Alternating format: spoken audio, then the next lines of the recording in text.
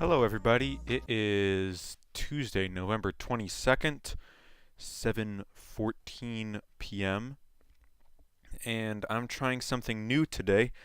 I am on YouTube as well, so if you would like to see how I look, if you all are Rain Delay broadcast listeners, or podcast, excuse me, and you're also Rain Delay broadcast listeners, then now you know what I look like, so I hope you can enjoy that. I don't know how this sounds. I'm hearing myself like twice in my ear.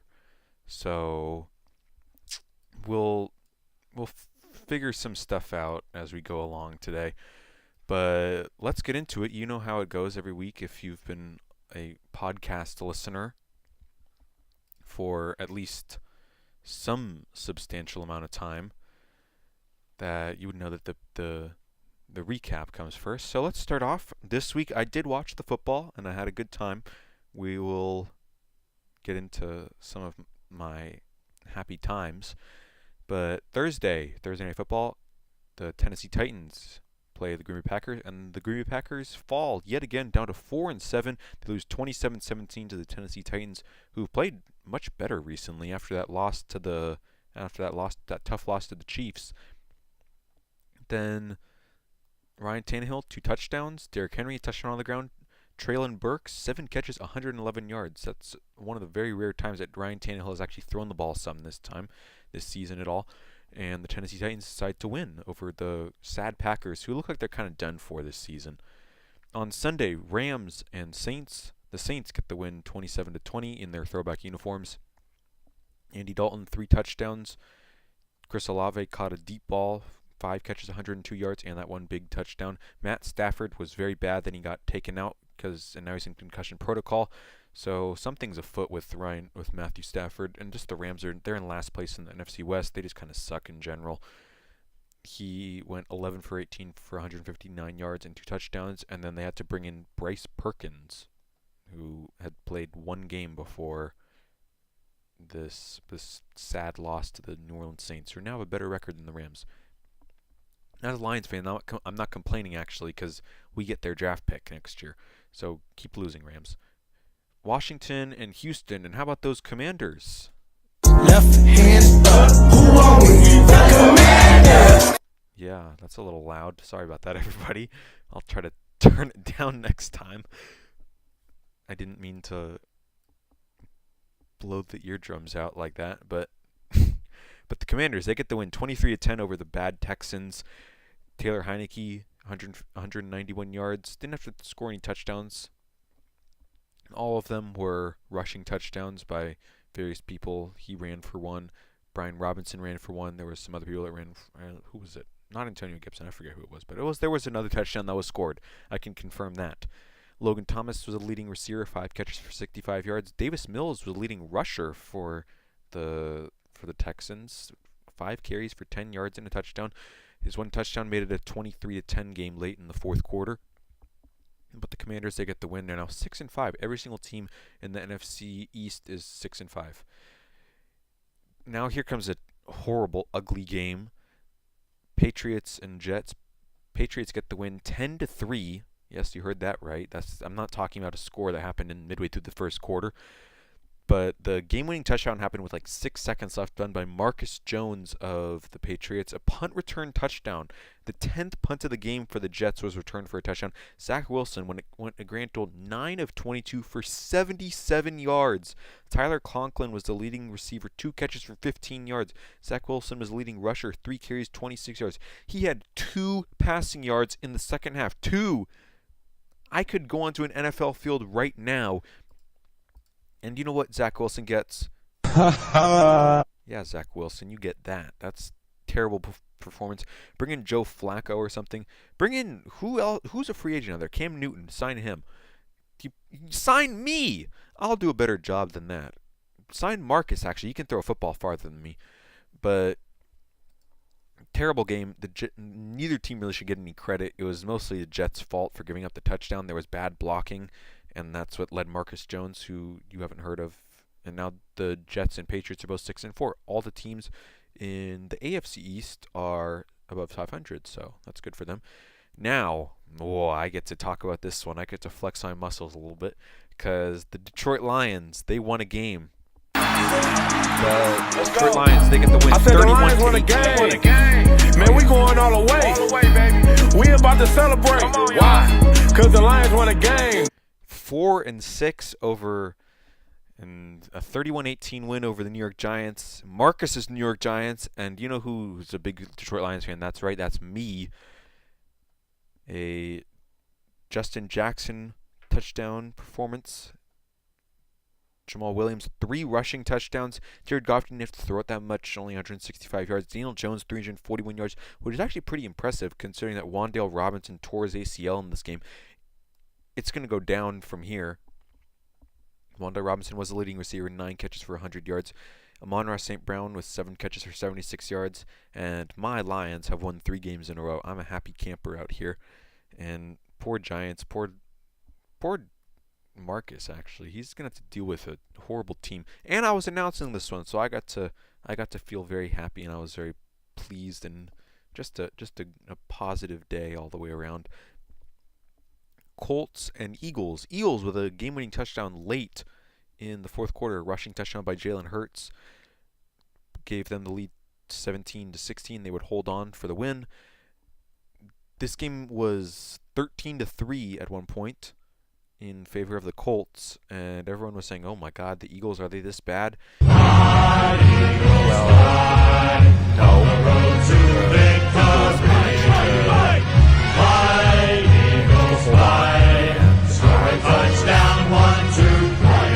I was impressed with them. They scored 14 points in the fourth quarter, and they proved that they might be for real. But usually, you should probably beat the Colts by a little bit more than that. That's kind of embarrassing how they had to rely on a game-winning touchdown late to hold it off, but they still got it done, and now they're 9-1, easily in first place in the NFC least. And we'll get into who they're playing. I don't even remember. We'll get into it in the picks. Bears and Falcons. Falcons get the win 27-24, and it was a game-winning field goal done by Younghoe Koo late in the game, where that gave the Falcons the win. Marcus Mariota, 13 of 20, 131 yards, and a touchdown. Good for him. Kyle Pitts, 3 catches, 43 yards. Then he tore or sprained. They were reporting both that he sprained and tore his. I guess a sprain is kind of a tear. His MCL, so he'll be out for a while. Poor Falcons. They're 5-6. Darnell Mooney caught a touchdown. Justin Fields, not a great game. He ran for another touchdown, and he also threw a touchdown that was caught by Darnell Mooney, but that's about it. Buffalo and Cleveland in the Lions' house because it was snowing too much in Buffalo, and they couldn't handle it. That they had to come inside to the Lions' den. And the Buffalo Bills, they hold on, 31-23. It looked close. It was 7-3. It was 10-3 at one point, but then the Bills kind of came on strong in the second half. The Browns faded away, and it was 31-23 final. Jacoby Brissett, 3 touchdowns. 2 of them went to Amari Cooper. Josh Allen, 1 touchdown pass to Stephon Diggs. And then James Cook was the leading rusher, 11 carries, 86 yards, Dalvin's brother. Carolina and Baltimore, another really bad game. It was 3-3 late in the fourth quarter. People were saying, are the Baltimore Ravens this bad?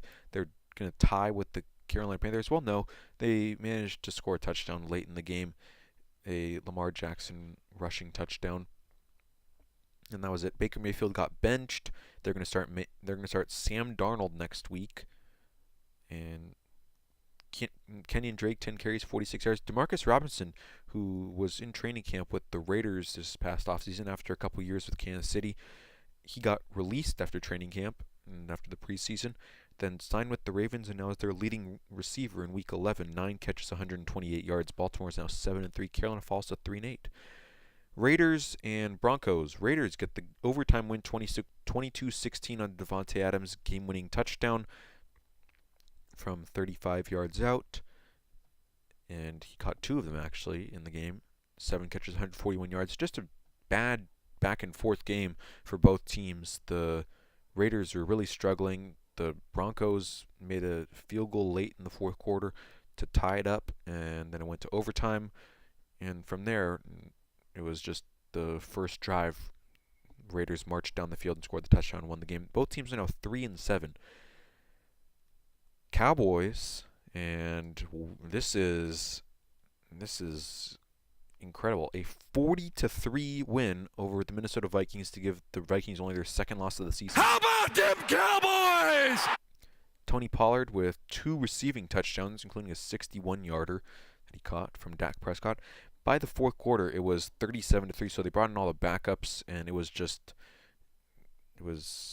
Cooper Rush handing it off to Malik Davis and throwing it over to Simi Fehoko. It was stuff like that. Alexander Madison was in the game. They brought in Nick Mullins for the Vikings. It was just, after that huge win, I guess they used up all their offense against the Bills after that big exciting win. Then the Cowboys decided to come in and beat them up, and this is why people don't believe in the Vikings. Bengals and Steelers. Bengals get the win 37-30. The Pittsburgh Steelers dropped to 3-7. Cincinnati's now 6-4. My goodness. The Bengals have showed up kind of late in the season. Steelers, they need to get a new quarterback. Kenny Pickett is not it. Najee Harris did score 2 touchdowns. Joe Burrow threw for 4 touchdowns. T. Higgins, 9 catches, 148 yards. He did not score a touchdown, though. So, there's that. But in a couple, I think next week they're bringing Jamar Chase is coming back. Samaj P. Ryan caught 2 of those touchdowns. I was not watching this. I was on my walk, my celebratory Lions walk.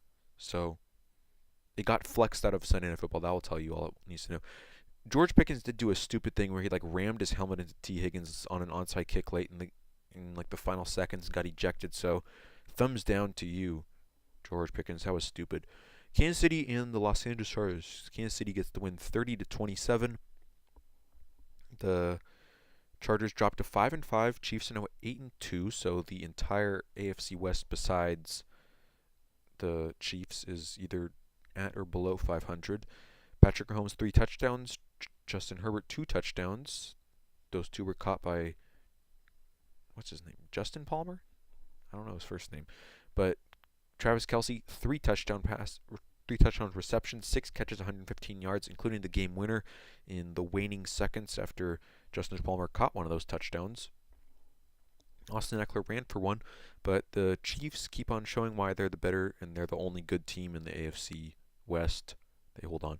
49ers and Cardinals in Mexico City, and it was a bloodbath.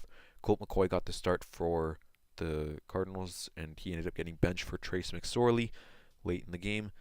It was the final score of 38-10. The 49ers have played quite well recently after the acquisition of Christian McCaffrey, as most teams would do. Cardinals dropped to 4-7. So right now it's kind of just a 2-team race between the 49ers and Seahawks. The 49ers are now in first place, actually. Seahawks did not play last week. They were on the bye. But good for them. I'm glad that the people of Mexico can watch some good football. Shout out to the Mexican national team as well. They tied their, I guess I should say, the football game. And let me see, who did they play? I guess now that I do this with my live stream, I can't really be on my phone all that much anymore. I'm checking who Mexico played today. Oh, God bless. Okay, let's just move on to the picks. I'll give it to you in a little bit after talking about... Oh, they tied with Poland, 0-0, but there were some good saves. I didn't watch it, though. Buffalo and Detroit. Buffalo, it's kind of... Last week, it's not as much of a road game as it usually was because they were playing in Detroit last week. But I'm going to go with my Lions. Let's go. I said the Lions won a game. Man, we going all the way. All the way, baby. We about to celebrate. Why? Because the Lions won a game. Yep. I'm just going to go keep the hot streak rolling, make it 4 in a row, go to 5-6. Think that the playoffs are near for the Lions. So I'm going to say keep it rolling. On Thanksgiving, Lions Day. Giants and Cowboys, and I'm going to take the Cowboys. After what I saw from if you lose to the Detroit Lions, I can't pick you the next week. So, that's why. And also the Cowboys really just beat up on the Vikings. And then speaking of the Vikings, they're playing at home against the Patriots on Thursday, their Thanksgiving night football. And I can go with after that abominable performance by both teams. Actually were horrible last week, but it was much more unpleasant football to watch, the Jets and Patriots. So I'm going to go with the Vikings here. Final score of 6-3 probably, after what I saw last weekend. But still, Vikings are my pick. I think they're probably the better team than the Patriots, who look kind of overrated, and against the terrible Zach Wilson had to rely on their punt return. Their offense scored 3 points. Their defense allowed 3 points, and then their special teams was the reason why they won. And then on to Sunday, Buccaneers and Browns. I'm going to take the Buccaneers here. I think that Tom Brady and the NFL are plotting something to make him win the Super Bowl, and then he's going to retire after the season. He's playing the bad Browns. He's playing his former backup, actually, Jacoby Brissett. But I'm going to say Tampa Bay anyway. Cincinnati and Tennessee. I'm going to kind of go with an upset here. I'm going to go with the Bengals. They are 6-4. Tennessee's 7-4. So I guess not really an upset, but people are just hyping up the Titans a little bit more. So I'm going to say the Cincinnati. I think that their win against they really show that their offense can do something in their win against the Steelers. So that's why I'm going with them. And then Tennessee, they're whatever. They have an overperforming defense, and they have a not great offense that nearly gave the game away to the Packers last week.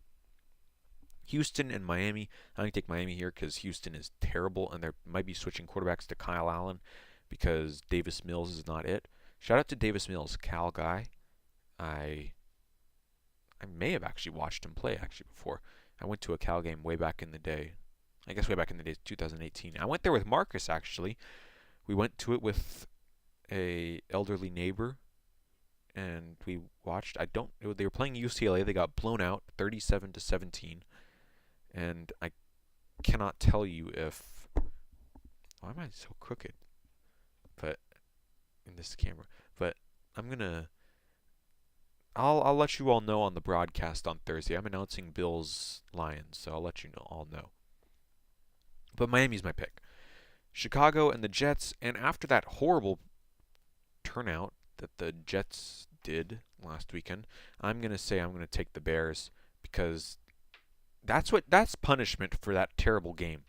That neither team that played in that gets predicted as a winner. And even if the Texans were playing the Jets this week, I still would have taken the Texans for punishment for that horrible showing that they did. That did not deserve. That was terrible football.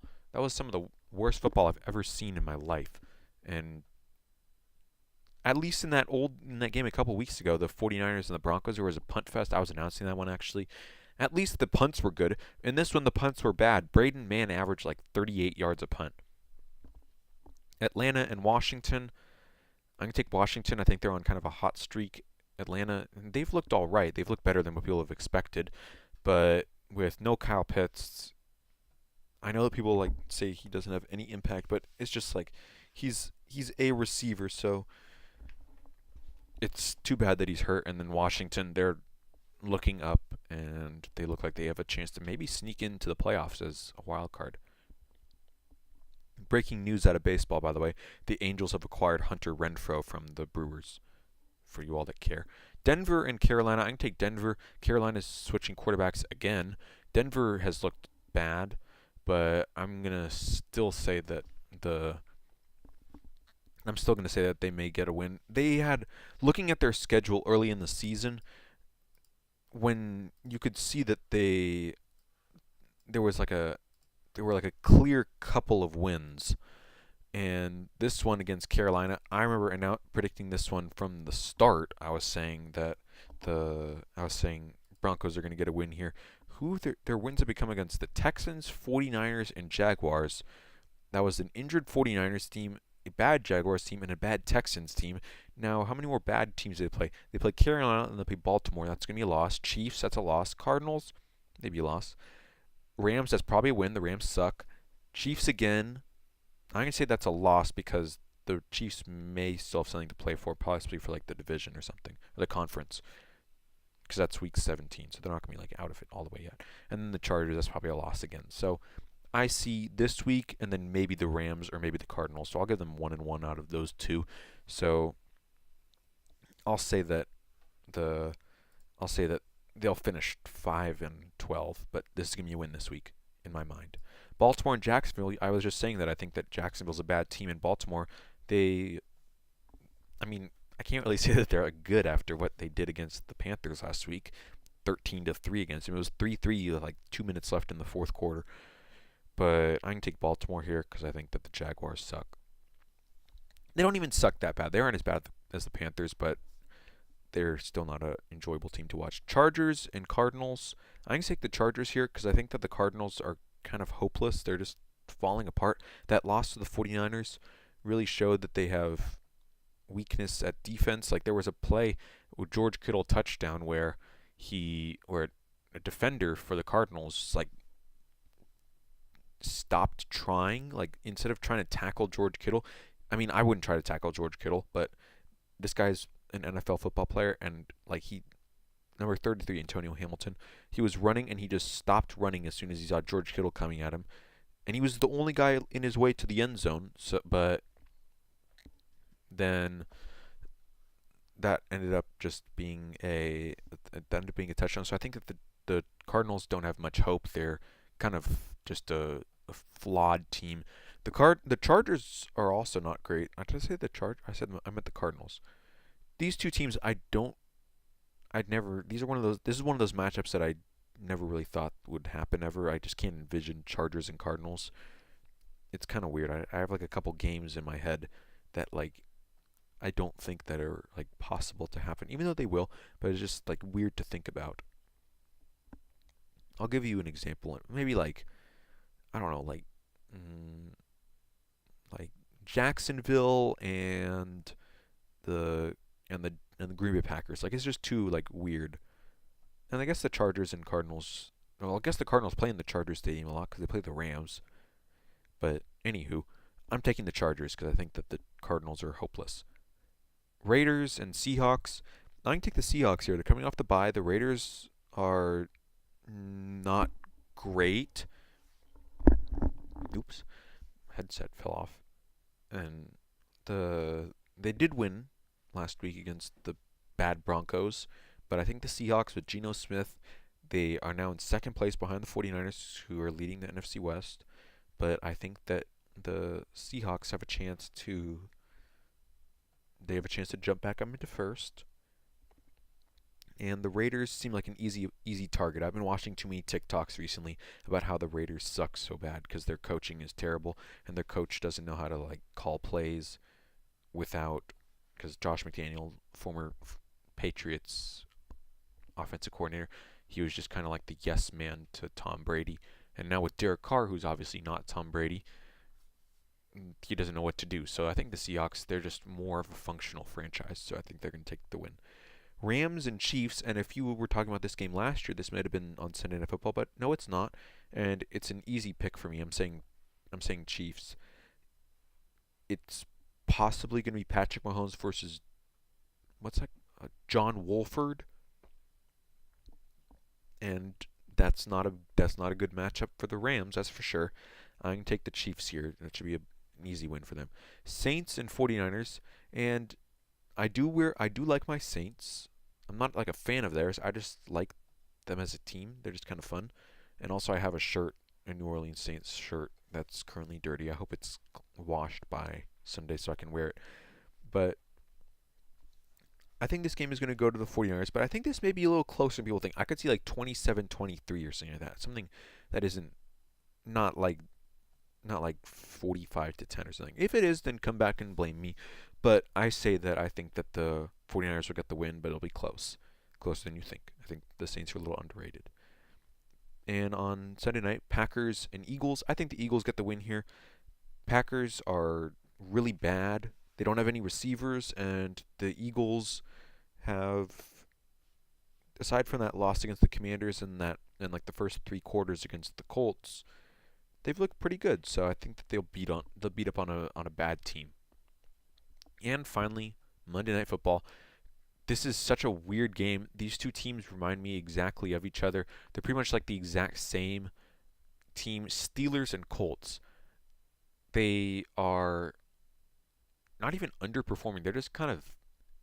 They're both below average franchises that are neither team is good, but I'm being forced. I'm going to say that I'm going to take the Colts because in these past 2 games they beat the Raiders, and then or the past 2 games since they fired Frank Reich and they brought in Jeff Saturday, their controversial hire, and then they had a close game against the Eagles. So I think that the Steelers are in for they just have the Colts have more motivation than the Steelers to win this one, and just like kind of in the more pleasant headspace. I think both teams have their issues. So those are my picks. Indianapolis is the pick. So that'll wrap it up here. I hope you all have a good day, and I'll see you all on Thursday. Happy early Thanksgiving, and I hope you all have enjoyed the first visible rain delay podcast ever. And let me know about the format, and let me know what you think. So, as you can see, top of the screen for my viewers, broadcast on Thursday, Bills and Lions, and see you all then. So, have a good day, everybody, and